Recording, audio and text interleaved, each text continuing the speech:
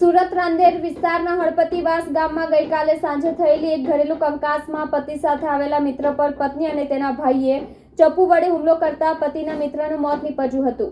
સુરતના રાંદેર વિસ્તારના હળપતિવાસ ગામમાં ગઈકાલે સાંજે થયેલી એક ઘરેલુ કંકાસમાં પતિ સાથે આવેલા મિત્ર પર પત્ની અને તેના ભાઈએ ચપ્પુ વડે હુમલો કરતા પતિના મિત્રનું મોત નીપજ્યું, જ્યારે પતિને ગંભીર ઇજાઓ સાથે હોસ્પિટલમાં દાખલ કરાયો। ઘટનાની જાણ થતાં જ પોલીસ કાફલો દોડી આવી તપાસ હાથ ધરી છે। ઘટના મોરાભાગળ પાસે આવેલા હળપતિવાસ ગામમાં ગત સાંજે થઈ હતી।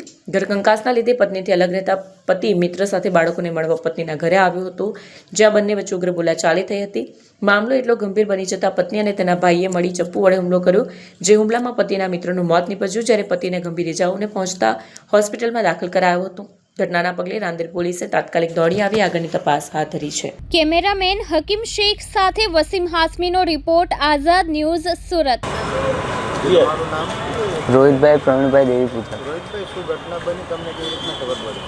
મારા ભાઈનું નામ અજયભાઈ પ્રવીણભાઈ દેવી પૂજક છે અને અમને કાલે સાંજે પોલીસ સ્ટેશનમાંથી ફોન આવ્યો કે તમારા ભાઈની આ રીતે ઘટના બની છે, તો તમે હોસ્પિટલ આવો।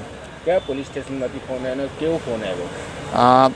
રાંદેર પોલીસ સ્ટેશનમાંથી ફોન આવ્યો। પહેલાં તો અમને એમ કહેવામાં આવ્યું કે તમારા ભાઈનું એક્સિડન્ટ થયું છે, તો તમે આવો। તો અમે ત્યાં પહોંચ્યા, પછી અમને ખબર પડી કે એને છરી વડે ઘા કરીને હત્યા કરવામાં આવી છે। કોના દ્વારા હત્યા કરવામાં આવી, શું લાગે તમને?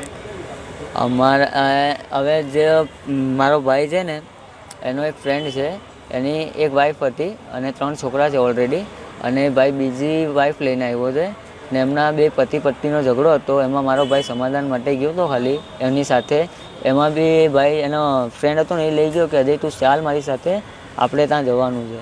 તો મારા ભાઈએ 2-3 વાર ના બી પાડી, તો બી મારા ભાઈને જબરદસ્તી લઈ ગઈ અને આવી રીતે પત્ની બંને ઝઘડતા હતા। એમાં 6-7 જણા થઈને મળીને, ખુદ એમની વાઈફ મળીને પહેલાં દિનેશભાઈ રાઠોડ પર હુમલો કર્યો, પછી મારા ભાઈ ઉપર હુમલો કરીને હત્યા કરી છે। એમાં મારો ભાઈ સાવ નિર્દોષ છે।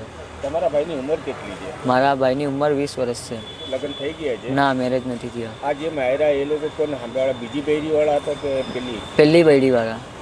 પહેલી બૈરીના ભાઈ હતા, એમના સાડુભાઈ હતા અને એમના એક જીજુ હતા। આટલા જણે મળીને માર્યા છે અને 6-7 જણ બીજા હતા। અત્યારે તમારી માંગ? અમારી માંગ એટલી જ છે કે અમારો ભાઈ એકદમ નિર્દોષ હતો, એની હત્યા કરવામાં આવી છે।